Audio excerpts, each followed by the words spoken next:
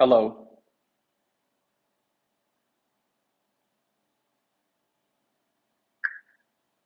Hello.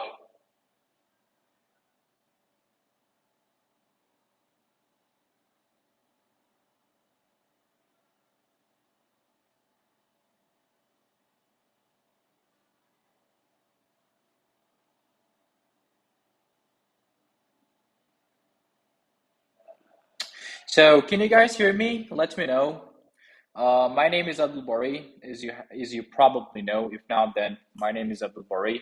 I work at Cambridge. My specialty is rocket courses. Rocket courses are designed for those who are pressed for time, and I like to help people who have time sensitive issues. And hopefully, I've helped some people. And then let me know if you can hear me, guys, and we will start. And if you have any questions, you can prepare them all, and I will try to answer all of them today. So, can you guys hear me? Let me know if you can.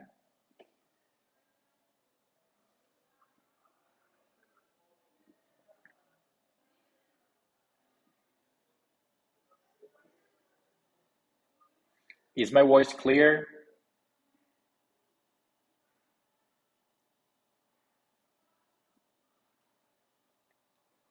So, yeah, if you have questions, prepare them all.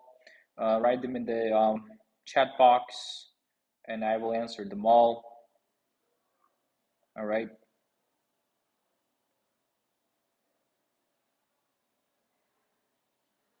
All right. Good.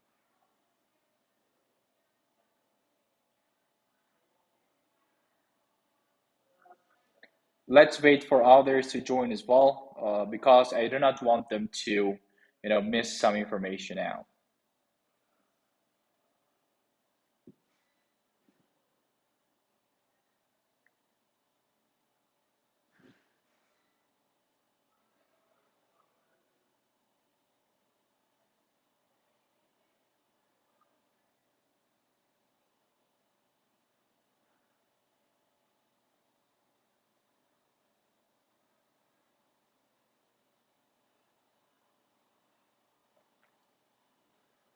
We will start when we reach like 50 plus.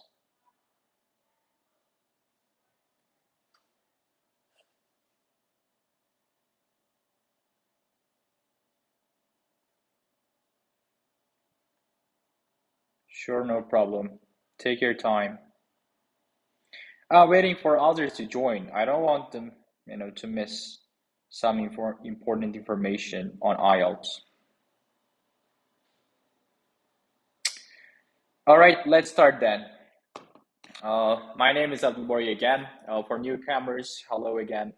I work at Cambridge. My specialty is Rocket. I help students who want to score seven or higher in 2 months. But this is not to suggest that everybody will get like seven or higher. Before we dive in, let me answer this question. A lot of people, when they promote the results online, they think that they got it like from beginning or something. They got it like from elementary or something. So the thing is, if you want to score seven or higher, then you need to have at least a good solid intermediate level, and then you can get it. All right. This is not for just beginners or something. All right. So before starting the lesson, you need to have a very good foundation there as well. That's the thing to bear in mind. So the students who got like seven plus are the ones who came with at least intermediate or pre-intermediate. But from pre-intermediate, it's a very difficult task to achieve. So it takes a lot of passion, dedication, practice. You have to put in a lot of hours there, sleepless nights. So it's not fun, guys. Rocket courses are not fun. They're no joke. But if you really work hard, then you will get the results. So, and today I will try to answer all the questions regarding IELTS reading part and speaking part if you want. For example, a lot of people are asking me questions regarding speaking, what to do, what not to do. And since we have a lot of YouTubers, right, like suggesting different, opposing, let's say, strategies to implement in the speaking part of the test, A lot of people are left confused. They don't really know what to do, what not to do. They are overwhelmed by the number of suggestions and then the amount of information they have on IELTS. So yeah, if you have any questions, now I will start looking at the chat and I will try to answer them all.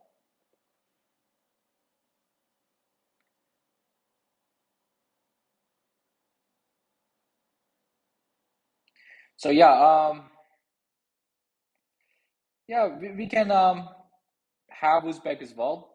Barchaga assalomu alaykum. Tushunmaydiganlar bo'lsa yoki qiynalib turganlar bo'lsa, mani ismim Abdulboriy. Cambridge o'quv markazida IELTS Rocket kurslarida dars o'taman. Bu Rocket kurslarini ochishdan maqsad, masalan, vaqti kam qolgan odamlarga kerakli bo'lgan natijalarni yetkazib berish. Misol kimdirga 5,5 6 kerak, kimdirga 7 8,5 kerak bo'ladi. Shu Rocket kurslari shu odamlarning maqsadlarini amalga oshirish uchun dizayn qilingan, yaratilgan. Ishlab chiqilgan desa ham to'g'riroq bo'ladi. Bunda yana bir narsani e'tiborga olib o'tmoqchiman. Masalan, 2 oyda 7 IELTS degani bu masalan beginnerdan kelib hamma 7 olib ketadi degani emas. Beginnerdan umuman o'zi o'tilmaydi. Intermediate bo'lish kerak. Darajangiz yaxshigina intermediate bo'lsa, kuchli bo'lsangiz, keyin 2 oy harakat qilib, shunda 7 ga harakat qilib olsangiz bo'ladi. Bu masalan elementarydan boshlab 2 oyda 7 olish degani bu yo'q narsa. Misol bizda caselar bo'lgan, misol pre-intermediatedan kelib o'zim o'quvchilarim misol 7 olishgan, kuchli 7 olishgan. Lekin bu juda ham kamdan kam bo'ladi. Odamning zehni zo'r bo'lishi kerak, harakati zo'r bo'lishi kerak, umuman boshqa ish bilan shug'ullanmaslik kerak. Mana shu hollarda bo'ladi. Endi bu marafonlardan maqsad bu IELTSni biz Rocket onlaynlarini yo'lga qo'ymoqdamiz. Aprelda boshida bo'lib qoladi. Shuni rejalashtiryapmiz. Endi bulardan ochishdan maqsad o'sha O'zbekistondagi yoki butun dunyodagi IELTSga qiziqqan va sifatli ishonsa bo'ladigan ilm olmoqchi bo'lganlarni mushkullalarni yengillashtirish maqsadida o'ylab chiqilgan, ishlab chiqilgan bu reja, bu kurs. Lekin undan boshlashdan oldin odamlarning IELTS haqidagi tushunchalarini bilib, ular bilan bir gaplashib, savollariga javob berib, iloji boricha qo'limizdan kelganicha manfaat berishga harakat qilamiz. Bugun o'sha IELTSning reading qismi, masalan speaking qismi haqida gaplashsak bo'ladi. Ertangi kuni writing eng qiyin qismi o'sha haqida gaplashamiz. 3-kuni Jahongir Po'latov bilan bo'ladi live streamda. Unda asosan o'sha IELTS Rocket kurslari haqidagi batafsil ma'lumotlar, qachon bo'ladi, qaysi platformada bo'ladi, hammasi yoritib boriladi. Lekin bugun iloji boricha IELTSning reading va speaking qismlariga qaratsak yaxshiroq bo'lardi. Hop, endi bo'lmasa savollarga javob berishni boshlaymiz.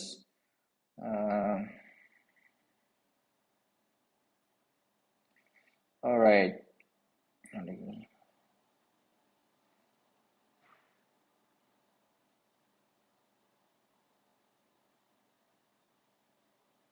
So Abdikarim is asking, like, can I get 7+ from intermediate level within 4 months? You can get 8.5 as well. 8.5 is something problematic, but I'm sorry, your level is like intermediate, right? So yeah, 7 is a very possible thing to do. 7 is easy in 4 months from solid intermediate level. A lot of students are getting it. Why not?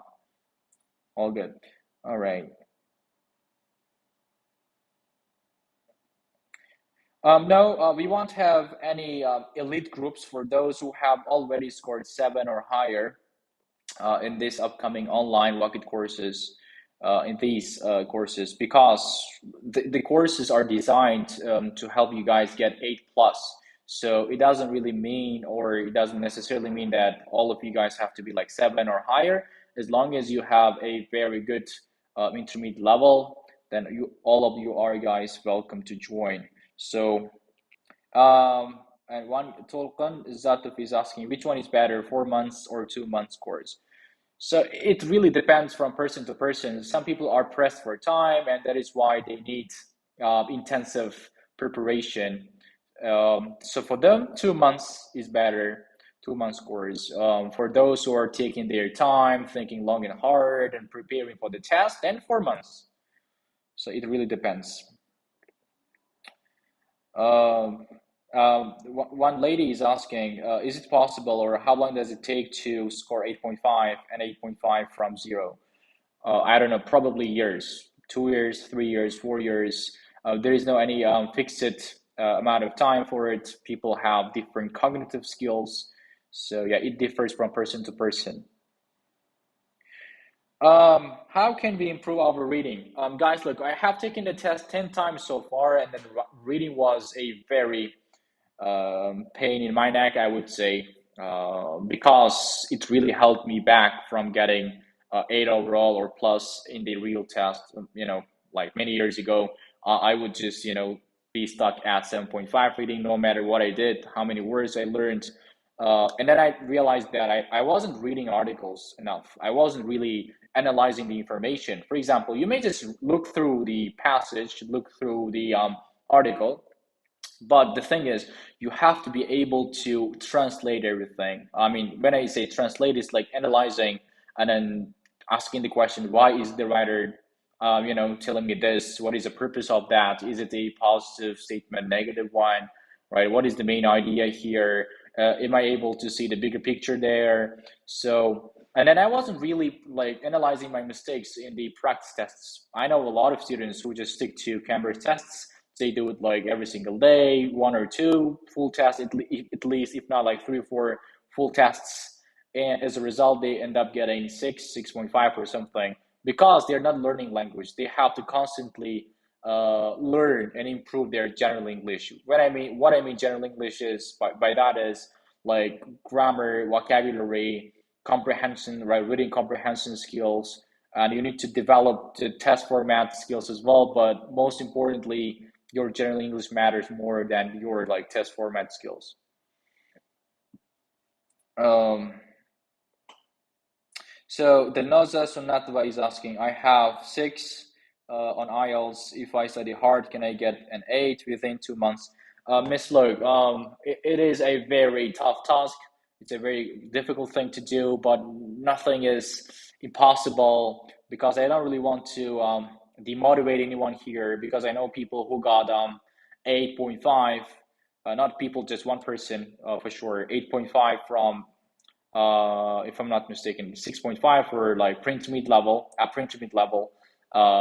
in 6 months or 6 months. So why not? But I don't think this is a very easy thing. But when you say 2 months, do not really, be concerned with 2 months. Be concerned with the number of hours you put in. Okay, number of hours you put in. This is the most important part. For example, people can study like for 10 hours every single day, 14 hours every single day, and then you guys can just say that 2 months. So it really matters how many hours you put in. I hope I answered your question. Um, can you Talatim or something is asking, can you recommend me an effective book or and tips if it's possible? My favorite one is like for beginners, I mean, intermediate level guys, Reader's Digest or the article, right? Like the magazine, the name of it. And then you can have a lot of easy to understand passages there. And then as you feel that you are improving, then you can move to a bit more complicated ones, such as The Economist, New Scientists, and then The Guardian, Time USA, Time International Edition.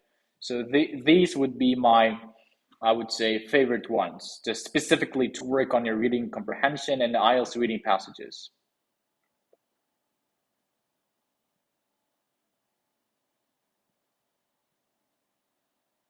All right, tips for reading. So, like I said, um, do not really practice all the time, 24/7. All right, like one full test for one day or 2 or 3 days is more than enough. All right, and then make sure that you apply critical thinking when you do the Cambridge tests, and then make sure that you spend enough time to analyze all your mistakes and make sure that you will never repeat them again in later practices.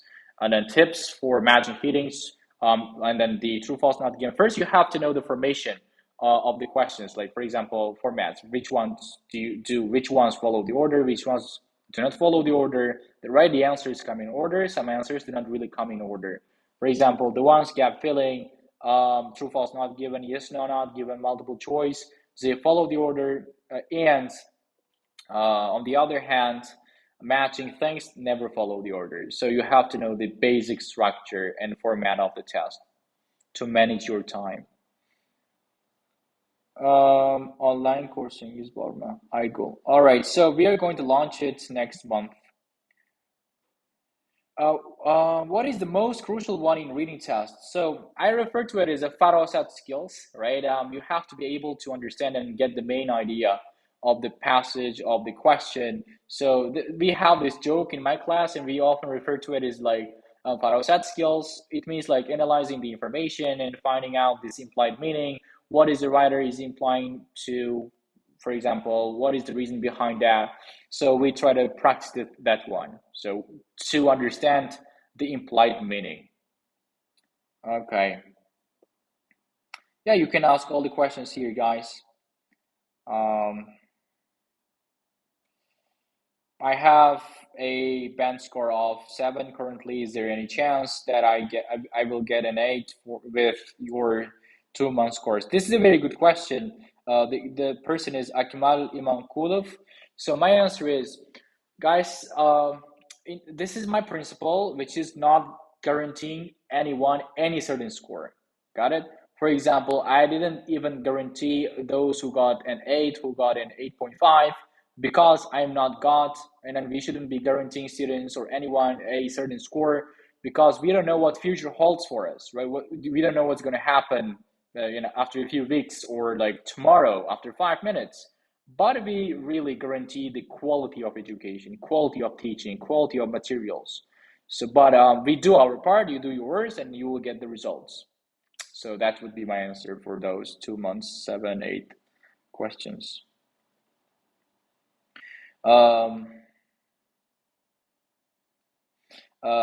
Okay, one person is asking how to cope with words which definitions we don't know. There is some problem there. All right, but my suggestion is, in my class we learn words with definitions only. So you have to do the same thing. You have to learn words with definition. For example, let's say you got the words let's say prevent, right? You have to know the definition of it. You have to know synonyms. For example, avert, hinder, right? Stop from, blah blah blah blah blah blah, and so on. So it means you have to know the words with definitions to fully understand what the question is asking you, or what the writer is trying to tell you in the passage. So, and I do not really look for any shortcuts. Just learn the words consistently with definitions. Abdikaram is asking, is it possible to get an 8.5 on the first attempt? Yeah, it's very possible. My student has recently scored an 8.5 overall on her first attempt. It's very possible, but you need to have at least very solid advanced level. Yeah. Islambek Abdulwalif is asking, what technique do you personally use for part 2 in speaking part? All right. So, okay, I will try to answer that in Uzbek. Some of you guys are sticking to Uzbek. Okay. IELTS speaking part 2 qismida men bitta savolni olsam, men sizlarga bitta anaqani aytaman. Ko'pchilik joyda aytilmasa ham kerak. 7 dan past bo'lgan va 7 dan tepa bo'lgan IELTS speakerlarni, kandidatlarni farqi bo'ladi. Mindsetda, o'sha fikrlashda, savolda qanaqa tushunishda. Masalan, deylik, mandan describe a city that you have been to deydigan bo'lsa, yoki describe an interesting city deydigan bo'lsa, men uzoqqa bormayman. Men o'zimni tug'ilib o'sgan shahrimni aytamanda, faqat boshqacharoq qilib aytib qo'yaman. Mana shu men uchun qiziq. Yoki men mana shu shaharga bormoqchiman deb nomini o'zgartiraman, lekin men o'zim bilgan shaharni describe qilib ketganim uchun men qiynalmayman ideya topishda, boshqa qilishda. Yoki bu odam haqida bo'lgan bo'lsa, describe a person who impressed you at primary school degan mavzu bor, hozir bizda tushib turgan. Shunda, misol speaking qismida ko'pchilik adashadi, off topic, boshqa bo'lib ketib qoldi. Speaking qismida off topic degan narsa yo'q, chunki bu writing emas. Bizda task response, task achievement degan narsa yo'q kriteriyada. Bizda 4 ta kriteriya bor. O'sha fluency and coherence, lexical resource, grammar part and accuracy, king grammar range, and then pronunciation bor. Xo'p, bunda men qanaqa qilaman? Misol bitta men yaxshi tanigan odamimni aytaman, aytib bo'lganimdan keyin bo'ldi. Anaqa qilib ketaman. Shu odam meni impress qilganda, prosta nomlarini o'zgartirish mumkin. Joylarini, sal background informationlarni berish mumkin. Shu bilan u tugaydi. Ben tushuntirmoqchi bo'lganim, IELTS dan 7 va undan yuqori 7,5-8 plus deydigan bo'lgan bo'lsa, ular o'zi tushungan, o'zi ideyasi bo'lgan, comfortable bo'lgan mavzularga olib kiradi imtihonda, examinerda. Tushundingizmi? Bilmagan narsasini topishga gapirmaydi. Misol, sizdan sport so'rayapti, siz golfni yaxshi ko'rasiz, lekin siz golfni describe qila olmaysiz. Qila olmadingizmi, uni gapirmash kerak. Masalan, siz futbolni yaxshi ko'rmaysiz, lekin futbol haqida ko'p lug'atlaringiz bor, o'shani gapirib o'tib ketish kerak. Tushuntiraldimmi? Men shunaqa tayyorlanaman. Endi men speaking part qismida bir minut beriladigan bo'lsa, asosan ideyalarimni yaxshilab brainstorm qilib olaman. Qaysi ketma-ketlikda gapiraman yoki bundan keyin qaysi bir so'zlarni ishlatmoqchi bo'lsam, juda ham bir qiyinroq so'z bo'lsa, men uchun yoki men actively ishlatmayman, lekin o'sha paytda kerak bo'lgan so'z bo'lsa, o'shani yozib qo'yaman esimdan chiqib qolmasligi uchun. Xo'p, keyingi savol.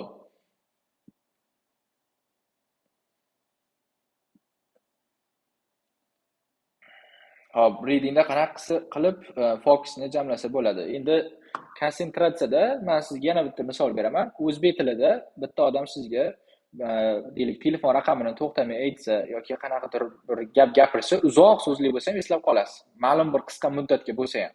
Bu nimaga? Chunki siz o'sha tilda gapirib kelgansiz, o'zi pattern sizda bor. Endi ingliz tilida ham xuddi shunaqa bo'lishi uchun, masalan, readingda ko'p savollarni optiondan o'qib eslab qolish uchun yoki listeningda ko'p savollarni eslab qolish, ko'p raqamlarni sirazi masalan tez aytib yuborsa ham eslab o'zingizni xotirangizdan qaytarib yozish uchun siz ko'p ishitishingiz kerak.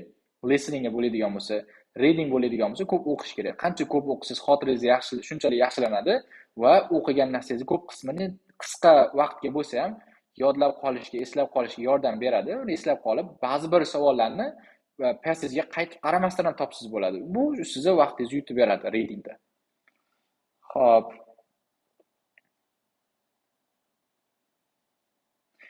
Ko'pchilik savol beryapti. Intermediate tugatdim. 2 oyda 7 olsam bo'ladimi? 4 oyda 7 olsam yoki 8 olsam.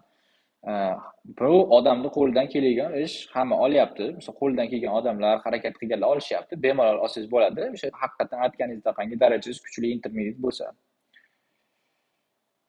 Xo'p.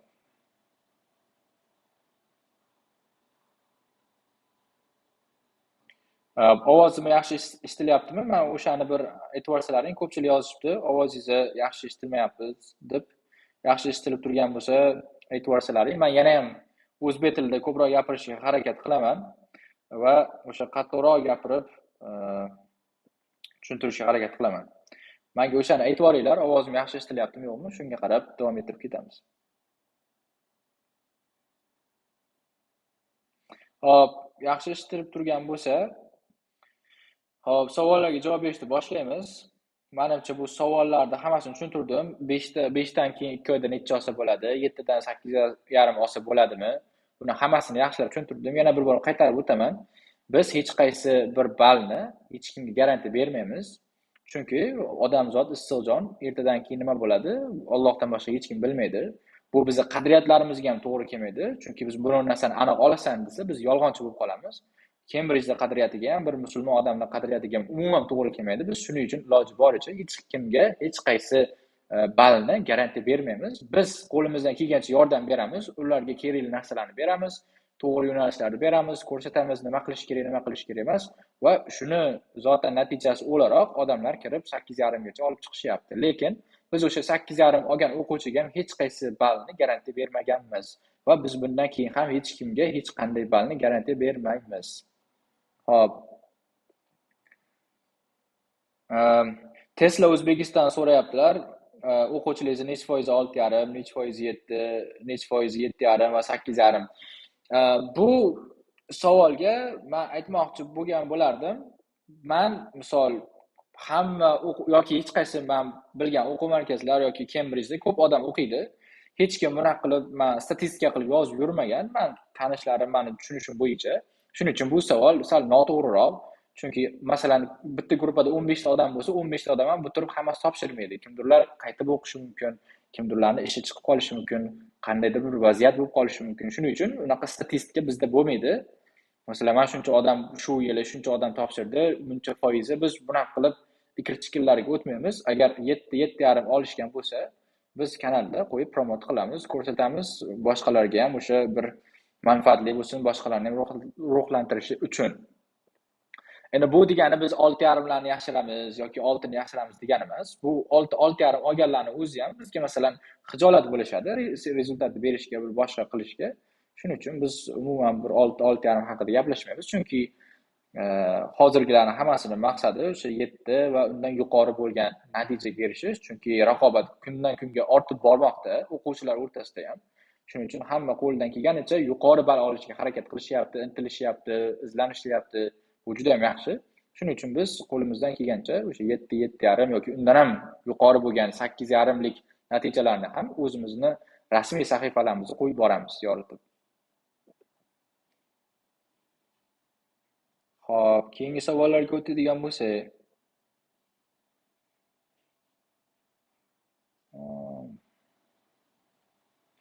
ikki oyda ichida 7+ga ko'tarsa bo'ladimi? Speakingda practice bilan. Endi faqat practice bilan emas, to'xtovsiz lug'atlar yodlash kerak, to'xtovsiz anaqa sizga bitta yoningizda odam kerak, xatolaringizni aytib turadigan, sizga to'g'ri yo'l ko'rsatib turadigan. Men o'zim IELTSni 10 marta topshirganman shu kungacha. Buning sababi men IELTSni o'qituvchida o'qimaganman. Menga bir o'qituvchi bir to'liq IELTS haqida tushuncha bermagan. Uzoq yo'l ma'lumotlar olganmiz boshqa kanallardan. Endi biz ustozlarimiz doim hurmatlarni joyiga qo'yganmiz, lekin bizni vaqtimizda IELTS yangi bo'lgani uchun biz ko'p ma'lumotlarga ega bo'lmaganmiz IELTS haqida. Shuning uchun bizda 10 marta topshirishga to'g'ri kelgan, lekin bundan keyin ham xudo xolasa to'xtamaymiz. Maqsadimiz 9, himmatni baland qilib, maqsad sari erishamiz. Xudo xolasa o'sha 9 olish niyatidamiz.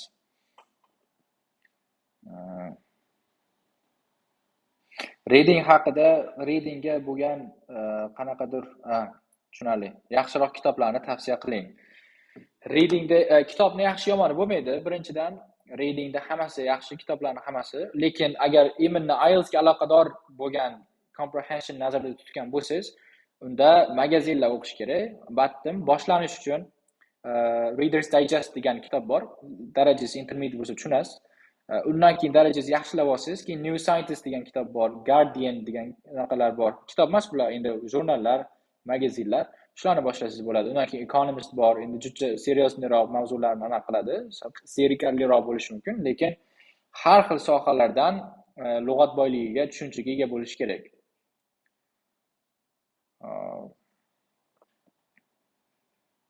Listening rivojlanmayapti, nima qilish kerak? Listening rivojlanishi uchun doim aytganimdek, doim General Englishni bitta vaqt ushlab ketish kerak. Faqat practice'da o'zi bilan hech qanaqa ish bitmaydi. Shuning uchun IELTSga tayyorlanib turgan odamlar ham o'sha generallarni ko'tarib, lug'atlarni yodlab, qayta eshitish kerak. Shunda inshaalloh ko'tariladi.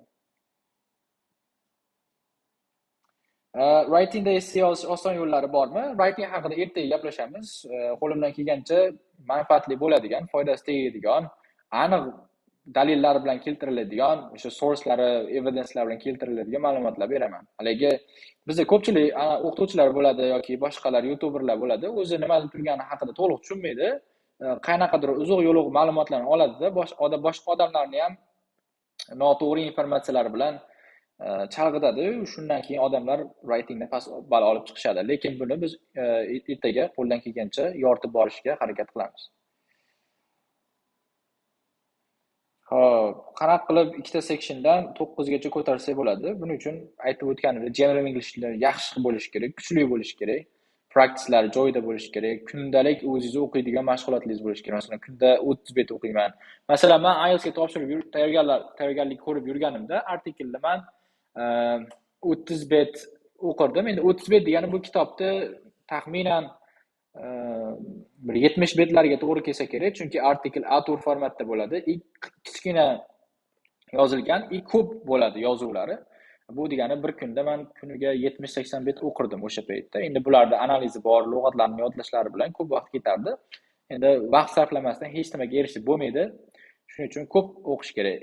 Listening qismiga olgan bo'lsa, men yoshligimda, deylik 2015-yilda men kuniga 4 soat, 5 soat vaqt sarflardim listening o'zi uchun, alohida listening uchun 4-5 soat sarflaganman. Hop, endi speaking qismiga aloqador savollaringiz bo'lsa ham, o'shalarni ham aytib o'taman.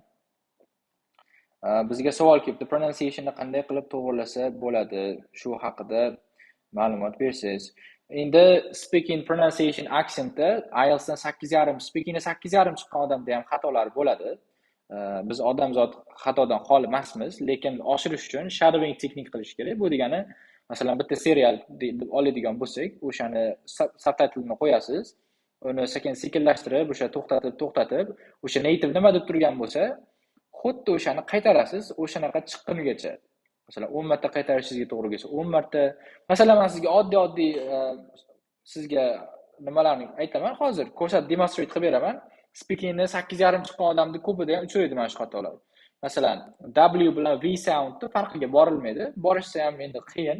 Speakingda doim o'xshatib ketishi. Oddiy misol, wedding. Masalan, to'y deb oladigan bo'lsak, bu wedding siz V sound chiqadi. Wedding. Mana shunda o'zi pronunciation native'ga qarab ketishni boshlaydi. Keyin native'larda joining the sounds together degan narsa bor. O'sha tovushlarni bog'lab ketishsa, masalan, how to get deb men cho'zmayapman-da. How to get out of, right, should have, might have, could have. Mana shunga o'xshagan narsalar. I'm a good boy, for example, desaga, masalan, I am a demasdan qo'shib ketyapman. Mana shu narsalar. Yoki black coffee deb ikkita so'z bo'ladigan bo'lsa, bitta so'zni tugashi k bilan, ikkinchisini boshlanishi ham k bilan, bir xil similar sound bo'lgani uchun bittasini olib tashlab black coffee desiz, o'sha ravonroq chiqadi o'sha anaqangiz. Speakingga keyin, masalan, men hozirgacha speaking the pronunciation ustida ishlayman native'lar bilan. Endi aksent ustida ishlash ancha bir menimcha yillik mashaqqatni talab qiladi, agar haqiqatan native'ga o'xshab gapiraman desangiz. Lekin ancha ustida mehnat qilish kerak. Ovozingizni chiqarib ko'p gapirishingiz kerak. Masalan, rekord qilib o'zingiz ko'ring, xatolaringizni topishingiz mumkin. Va undan keyin professional aksent coachlarga murojaat qilsangiz bo'ladi, xatolaringiz ustida ishlasangiz bo'ladi. Chunki xatolaringiz o'zingiz darajasiga yetmagani uchun bilmaysiz. Shuning uchun o'sha native yoki near native darajasiga yetgan odamlardan so'rasiz, sizni speakingingizni xatolaringizni aytib berishlari mumkin.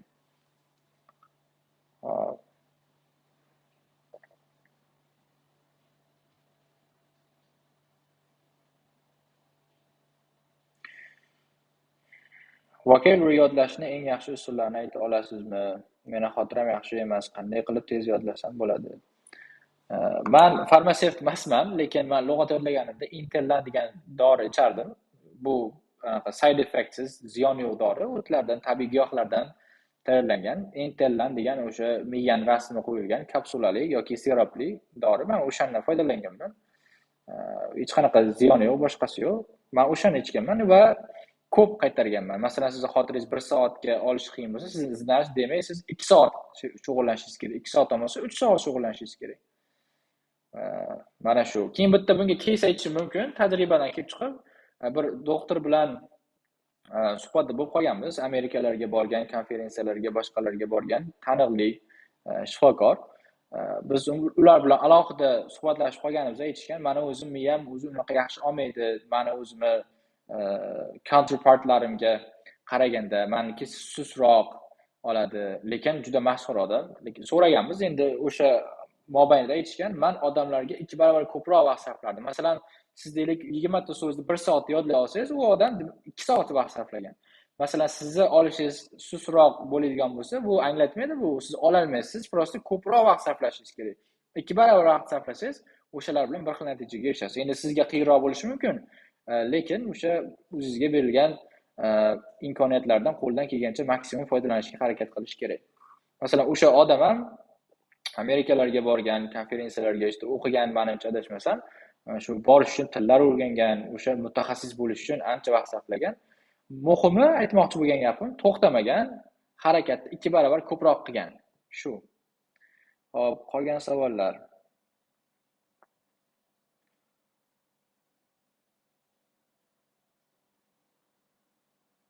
Hop.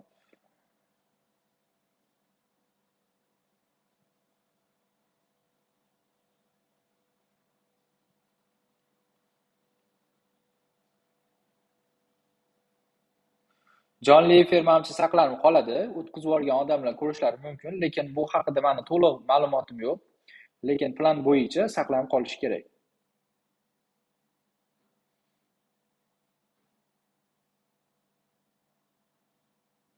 Hop, keyin men yana bir case aytmoqchiman. Masalan, IELTSga 2 oy Rocket o'qiydiganlarning hammasi ham 7-7,5 olmaydi. Bu fakt.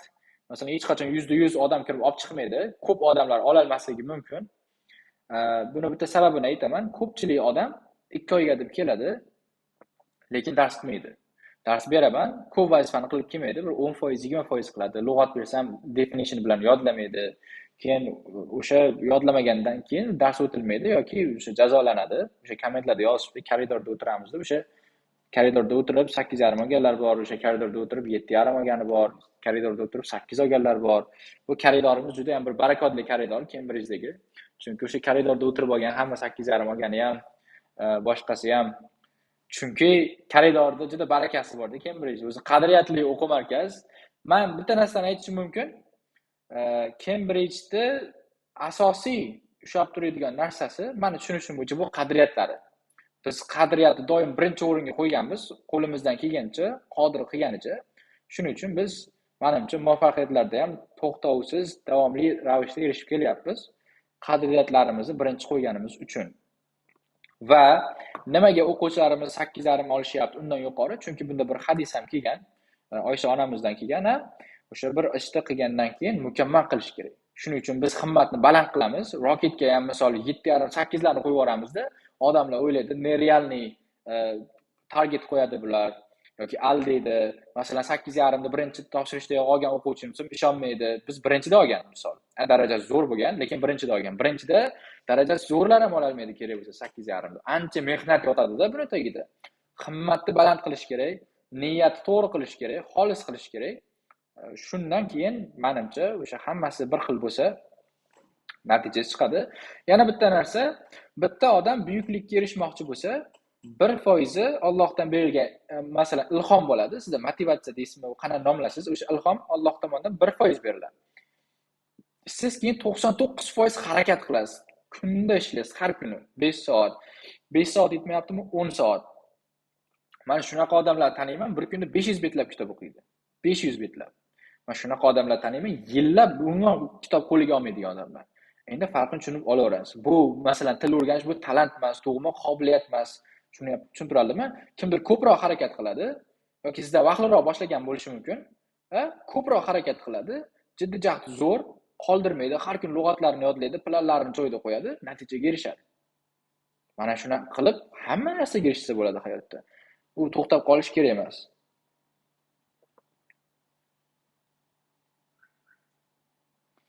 Hop. Men bitta narsani aytaman. O'zimni hayotimdan kelib chiqib, chunki bu marafon sizlarga iloji boricha IELTS haqida tushuncha berish, o'sha IELTS haqida sizga savollaringizga javob berish. Chunki darsli informativ darslarni alohida darsda bo'ladi. Lekin hozir sizda umumiy, masalan, javoblarni olish uchun men sizga bitta case aytaman hayotimda. Men o'zi 10 marta topshirganman, ko'p yiqilganman imtihonda. 4 marta topshirgan bo'lsa, orqama ketini 2015 dan 2017 ni iyun yoki iyulgacha faqat 6-6,5 o'rtasida o'ynagan. Shunda ko'pchilik aytgan, men o'zim ham o'ylab qolganman, menga emas ekan IELTS. Masalan, hozir mana ko'pchilik odamlarga o'sha dars berishga Alloh qodir qildi, dars berib qo'limizdan kelgancha ilm ulashyapmiz. Lekin o'sha paytda men voz kechishimga ozgina qolgan vaqtlar bo'lgan. IELTS men uchun emas. Mana shuncha o'qidim, to'xtamay topshirdim, 4 marta topshirdim, chiqmadi, 7 ham ola olmadim degan narsalar bo'lgan. Va adashmasam 2014-yili IELTS emas, General English o'qib turganimda men hayolimdan bitta narsa o'tgan. Men hech qachon ingliz tilida fikrlanmasam kerak. Men hech qachon ingliz tilida gapira olmasam kerak degan narsa o'tgan. Hozirgacha eslayman o'sha narsani, kulib qo'yib eslayman. Chunki juda ham qiynalib ketganman, miyamga kirmagan, qanaqa qilib boshqa tilda tez fikrlash mumkin, qanaqa qilib boshqa tilda gap tuzishlari teskari bo'lyapti. Men qanaqa qilib bu tilda gapiraman? Men unda beginner o'qirdim. IELTS haqida umuman tushuncha yo'q, eshitmaganman u haqida. Men shunaqa xayol o'tgan, men umrimda hech qachon qo'limdan kelmasa kerak bir boshqa tilda gapirish. Bu ingliz tilida gapirishim uchun men borib Amerikada yashashim kerak degan narsalar bo'lgan. Lekin mana hozir qo'limizdan kelgancha o'sha shu darajaga yetishdik va hozir ham o'rganyapmiz. Men hali ham o'quvchiman. Har kuni men ham speakerlarim ustida ishlayman, har kuni dars qilaman, dars olaman native'lardan. Men aytmoqchi bo'lganim, sizda 1 marta o'xshamayaptimi, 2 marta o'xshamayaptimi, 3 marta o'xshamayaptimi, to'xtamash kerak. Kerak bo'lsa 100 marta qilish kerak, oxirida bittasi o'xshaydi. oxirida o'xshaydi. Siz sababini zo'r qilasiz, natijani Allohga topshirasiz, oxirigacha topshiraverasiz. Masalan, birinchi menda 5 talikda o'xshamagan, 4 ta 5 ida. 6 6,5, 6 6,5. Nima qilsam ham Cambridge'larni tugatib tashlaganman, kuniga 5 soatlab dars qilaman, 10 soatlab dars qilamanmi? O'xshamagan, lekin men bitta narsani bilganman, to'xtamash kerak. Qo'lingizdan kelmayapti, demak, masalan, tushib ketadi, ruhingiz tushib ketadi, o'xshamayapti, umuman o'xshamayapti. Ota-onani oldida yuz yerga qarab qolishi mumkin. Chunki va'da beraman, har safar anaqa qilganda va'da berganman, shu safar olib chiqaman, shu safar olganman, ololmaganman o'sha paytlar. Lekin bu degani to'xtab qolish degani emas. O'sha to'xtamasdan chiqquncha bosish kerak oxirigacha degani. Hop, men Cambridge'ni darhon birinchida ishlayman.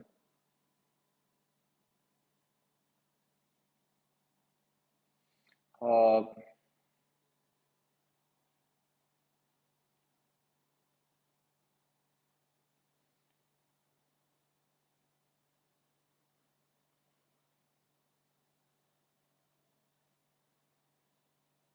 Onlaynga dars yozilsam qanday bo'ladi, kurslar haqida, bular haqida hammaga to'liq ma'lumot beriladi. 3-marafon bo'lgan kunga hammani iloji boricha qatnashishni xohlayman. Chunki ularda bonuslar bo'ladi. Jahongir Po'latov bilan qatnashamiz. O'shanda hamma hozir Rocket onlayn haqida to'liq ma'lumotga ega bo'ladi. Endi misol onlayn Rocket ochsa yana bir maqsadni o'sha qaytarib qo'yaman. O'zbekiston yoki butun dunyodagi IELTS o'rganmoqchi bo'lganlar, IELTSdan yuqori ball olganlar uchun ishlab chiqilgan. Nimaga?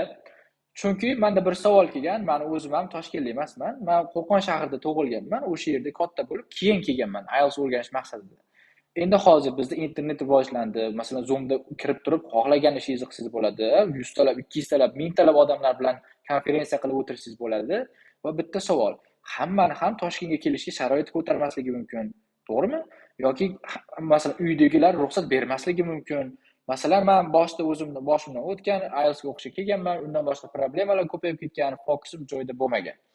Endi o'ylab ko'ring, siz uyda o'tiribsiz, o'zingiz uyingizda, o'sha comfort zonangizda o'tiribsiz, Zoomda yoqasiz, siz darslarni o'tib ishlaysiz, sizlar bilan support teacherlar ishlaydi.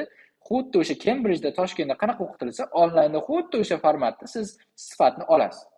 Siz kelmaysiz, siz rasxod qilmaysiz Toshkentga kelib, qiynalmaysiz, masalan, culture shock bo'lmaydi sizda.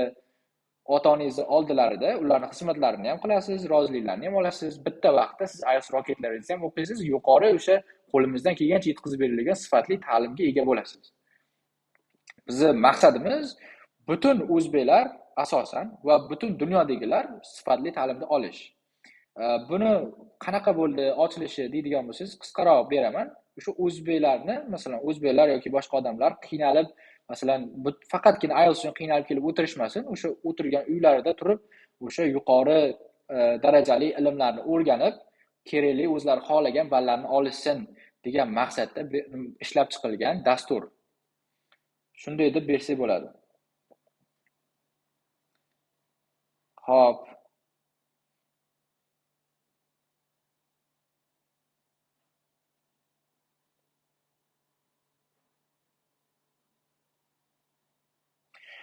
Essential degan kitoblardan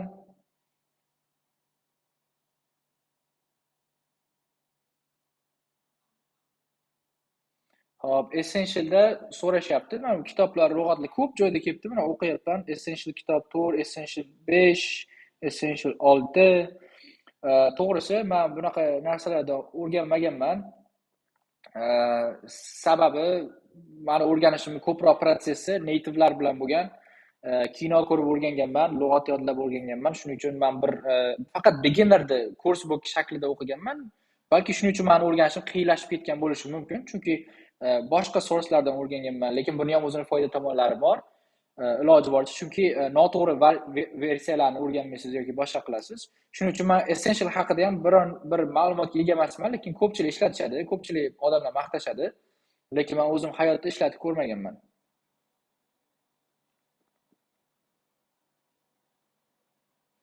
Xo'p.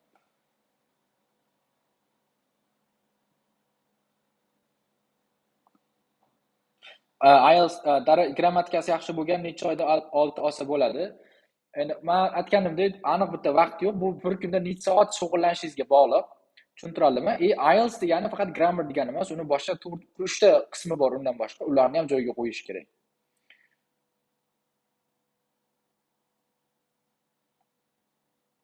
Xo'p. Onlayn kurslar haqida hammasini 3-kuni to'liq ma'lumot beramiz Jahongir Po'latov bilan.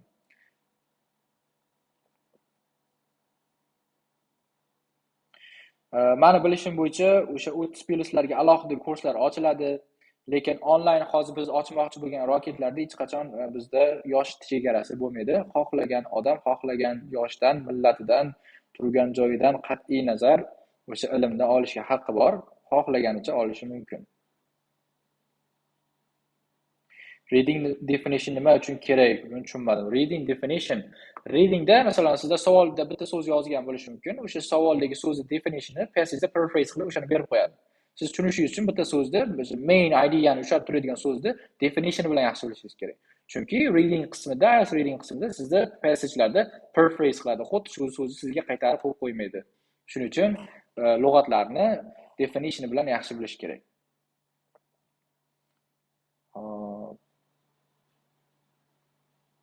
Qanday qilib inglizchaning fokusi bilan javob berishim? Xo'p, juda yaxshi savol. Bundan ham bitta case bilan aytib beraman. Qanaqa qilib ingliz tilidagi thinkingni oshirsa bo'ladi?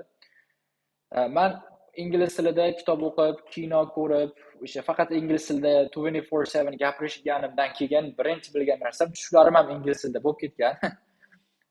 Tushlarim ham ingliz tilida ko'p bo'ladi. Misol inglizlar bilan ko'p gaplashaman. Hattoki tushunda o'zi hozirgi darajamdan ham yaxshi gapiraman. Aytadi, tushga nimalar kirmaydi deysiz, lekin shunaqa darajada siz hamma ishingizni ingliz tilida o'ylab, ingliz tilida gapirib qilishingiz kerakki, shu xayollaringiz ham ingliz tilida bo'lib ketsin, tushlaringiz ham ingliz tilida bo'lib ketsin.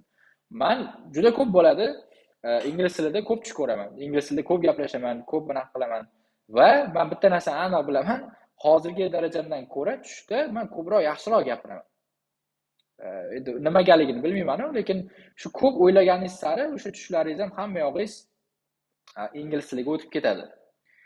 Yana bitta sizga case keltirib berishim mumkin. Meni ingliz tilim qaysidir ma'nolarda o'zbek tilimdan yaxshiroq. Masalan, sheva bo'yicha deydigan bo'lsangiz, men bitta aniq standart Amerika aksentida gapiraman, bo'lmasdan, buzmasdan gapiraman, qo'limdan kelganicha. Yoki lug'atim ingliz tilida kuchliroq deb o'ylab o'zim hisoblayman, chunki men har kuni 10 soat, 12 soatga yaqin ingliz tilida gapirganim uchun o'zbek tilida juda ham kam gaplashaman. 1 soat, 2 soat bo'lishi mumkin. Men shunaqa live streamlar qilmasak, men doim o'zi ingliz tilida gapiraman. Endi masalan, odamlarda bo'ladi, buni maqtanish deb yoymaymiz. Bu xolis sizlarga demonstrate qilish uchun aytilmoqchi bo'lgan gaplar. Bitta siz video olmoqchi bo'lsangiz, qaysidir gapingizni gapirmoqchi bo'lsangiz, boshqa tilda deb tutilishingiz ko'p bo'ladi, to'g'rimi? Menda xuddi shunday teskarisi. Agar men o'zbek tilida shunaqa qilib gapirgan bo'lsam, o'zbek tilida men tutilishim ko'p bo'lib ketib qoladi va bir xil narsani ko'p takrorlab qo'yaman. Lekin ingliz tilida bu narsa kamdan kam bo'ladi, chunki ingliz tilida men aktivroq, ko'proq gapirganim uchun. Bundan ko'rinib turibdiki, siz qaysi narsada ko'proq aktiv bo'lsangiz, o'sha narsa sizda yaxshiroq shakllanadi, rivojlanadi. Men shuni aytib o'tmoqchiman. Shunaqa darajada ko'p ingliz tili bilan occupied qilish kerakki, o'ylashlaringiz, fikrlashlaringiz kerak bo'lsa, tushlaringiz ham ingliz tilida bo'lib ketishi kerak. Men shunaqa deb hisoblayman va shaxsiy tajribamdan kelib chiqib aytayapman bularni.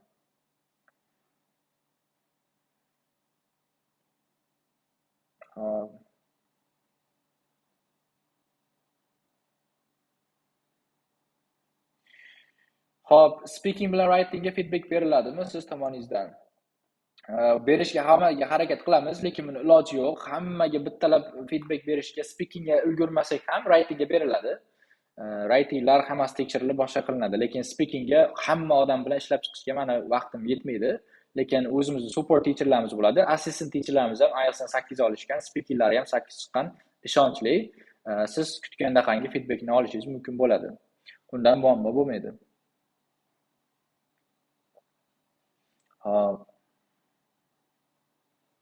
IELTSga tayyorgarlikka diqqatni qanday qilib jamlash mumkin? Sotsialniy setlar o'chirib olishingiz mumkin. Kamroq o'rtoqingiz bilan ko'rishib, ko'proq o'qisa bo'ladi. Vaqtingizni ko'proq IELTSga sarflasangiz, o'sha kamroq distractionlarga vaqtingiz qoladi.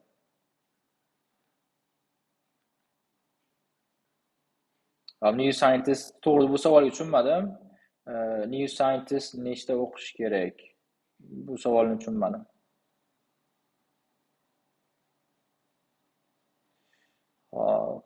Oldidan 7:30 gacha ikkita chiqsa bo'ladimi? Bemalol chiqsa bo'ladi. U harakatingizga bog'liq. 8 ga ham chiqsa bo'ladi.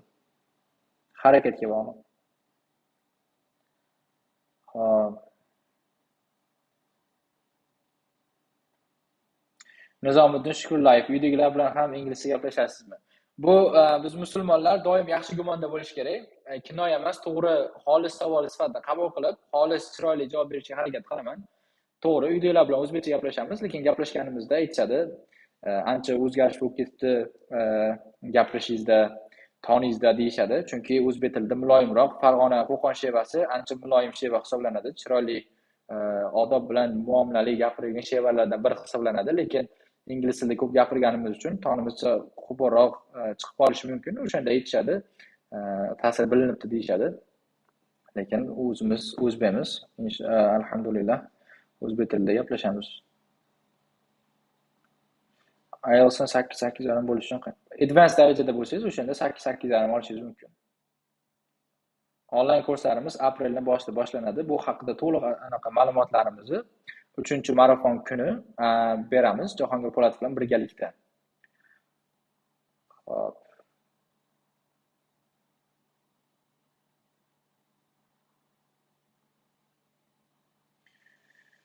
Hop, yana bir berilmagan, qaytarilmagan savollaringiz bo'lsa, berishingiz mumkin. Chunki bizda juda ham kam vaqt qoldi. 7 minutlarda tugatishga to'g'ri keladi, chunki bizda boshqa darslarimiz ham bor. Qo'limdan kelgancha barchalaringiz savollaringga ona tilimizda, o'zbek tilimizda javob berishga harakat qilaman. Agar ingliz tilida kerak bo'lsa, ingliz tilida so'rasangiz, ingliz tilida ham javob berish muammo emas.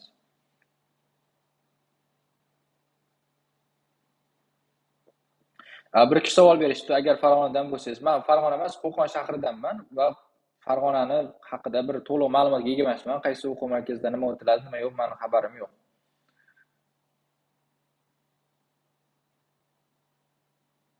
Artikellarni nechta o'qish kerak? Men artikellarni tayyorgarlik ko'rib yurganimda 10 ta o'qirdim. Bu 10 ta bitta artikelda ustidan 5 tagacha, 6 ta, 7 tagacha pages bo'ladi. Hammasi different bo'ladi. Men 10 tagacha o'qirdim. O'sha bir kunda 10 ta artikel o'qirdim.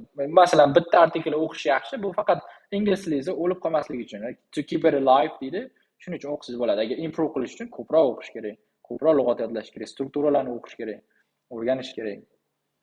Uyga vazifalar qancha vaqt oladi? Uyga vazifalar kamida 5 soat vaqt oladi. Kamida. Shuning uchun 2 oyda odamlar 7 dan 8:30 gacha balo olishyapti. Kamida 5 soat vaqtingiz oladi. 3-marafon qachon bo'ladi? Bugun birinchi kun, ertaga ikkinchi kun, uchinchi kuni, o'sha 3 kundan keyin bo'ladi.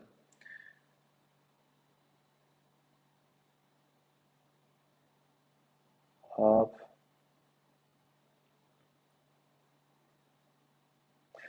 Yana bitta savol berishdi. Bu juda ham yaxshi fikr, savol. Men juda yoqdi. Part 2 da qanaqa qilib ideyalar yaxshi bo'lishi mumkin? Sizga savol beraman. Oddiy misol, ona tilingizda ham sizni ma'lumotga ega bo'lmagan narsangiz haqida savol bersam, ona tilingizda ham javob bera olmaysiz.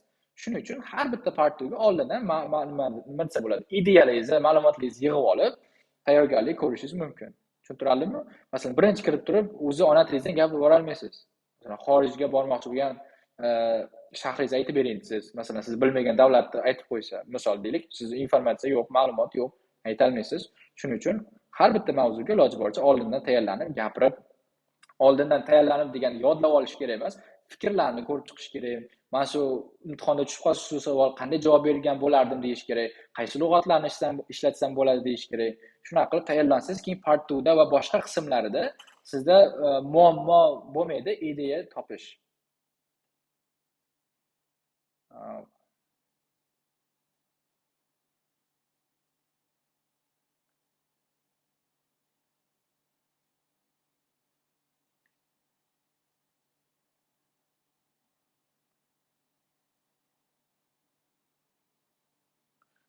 Qanday omillar writing sectionni pasaytiradi deyishibdi. Writing haqida ertaga qisqacha emas, bir batafsil qo'ldan kelgancha yoritib berishga harakat qilaman.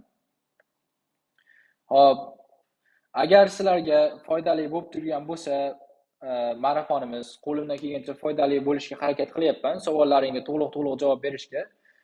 O'shani izohlarni yozib qoldirsalaring, biz ham xursand bo'lamiz. O'sha biz foydamiz tegan bo'lsa, zarracha foydamiz tegib, qaysi bir savolingizga o'zingizni qoniqtiradigan darajada biz javob beradigan bo'lsak, biz juda ham xursandmiz.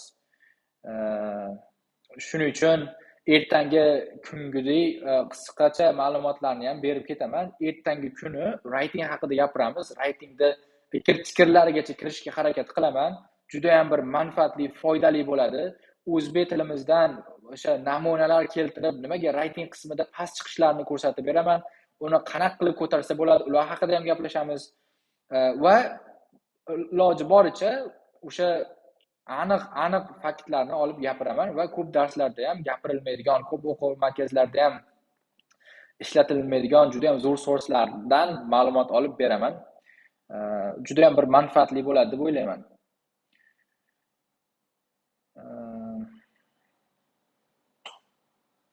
Writingingiz necha deb yozishibdi. Men writingim 2-3 yil adashmasam oldin 7 bo'lgan.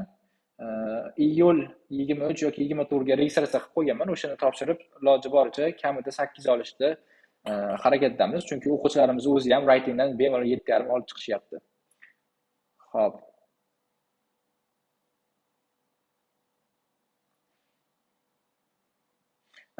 Dars o'sha marafonimiz oxirida vaqtlagan sarflarga rozi bo'lasizlar. Agar qaysi bir savollarni o'tkazib yuborgan bo'lsam, 1000 bor uzr. Ertaga bersangiz javob berishga harakat qilaman. Ertangilik marafonda writing haqida ko'proq yoritamiz va qo'limdan kelganicha examplelari bilan tushuntirib berishga harakat qilaman. Har bitta kriteriyani ochib chiqamiz. Chunki ko'pchilik writing o'qishni boshlaydi, lekin kriteriyalarni to'g'ri tushunmaydi. Xatolarini tushunmaydi, qaysi bir ballarni, o'shalarni hammasini demonstrate qilib ko'rsatib, sizlarga o'sha sizlarda tushuncha hosil qilishga harakat qilaman. Agar foydamiz tegan bo'lsa, juda ham xursandmiz. Agar foydamiz tegmagan bo'lsa, o'tkazgan vaqtlaringga rozi bo'lasizlar. Qo'limizdan kelgancha tajribadan kelib chiqqan holda javob berishga harakat qildim. Chunki men doim marafonlarda yoki qanaqadir master klasslarga boradigan bo'lsam, bilmagan narsani bilmayman deb javob beraman va bilgan narsani faqat faktlari bilan aytaman. Men hech qachon harakat qilaman shu 3-4 yildan beri bironta narsani bilmasdan yoki o'sha narsani fakti bo'lmasa, dalili bo'lmasa gapirmaganman IELTS haqida. Masalan, men writing nima narsani qilish kerak degan bo'lsa, o'shani fakti bo'lgan, faktidan kelib chiqib aytganman. Masalan, qatlardandir YouTube'lardan ko'rib olib, boshqa joylardan ko'rib chiqib aytmaganman. Chunki iloji boricha auditoriyaga, o'quvchilarga eng sifatli, ishonsa bo'ladigan, ishonarli ma'lumotlarni, bilimlarni yetkazib yuborishga harakat qilganman. Chunki bu bizning qadriyatlarimizdan ham bir. Chunki biz ham yildan keyin har bitta qilgan ishlarimiz, gapirgan gaplarimizga javob beramiz. Shuning uchun iloji boricha har bitta kelgan odam har kuni bitta yangi narsa o'rganib ketishiga darslarimizda harakat qilganmiz. Xo'p, agar boshqa savollaring qolmagan bo'lsa, hozir yakunlaymiz. Va o'sha keyingi oyning boshida boshlanadigan IELTS Rocket onlayn kurslar haqida 3-marafon kuni javob beramiz. Bugun birinchisi bo'ldi, ertaga ikkinchisi va 3-kuni Jahongir Po'latov bilan birgalikda bo'ladi va ularda ham javob beriladi savollaring hammasiga va bonuslar ham yutib olishingiz mumkin.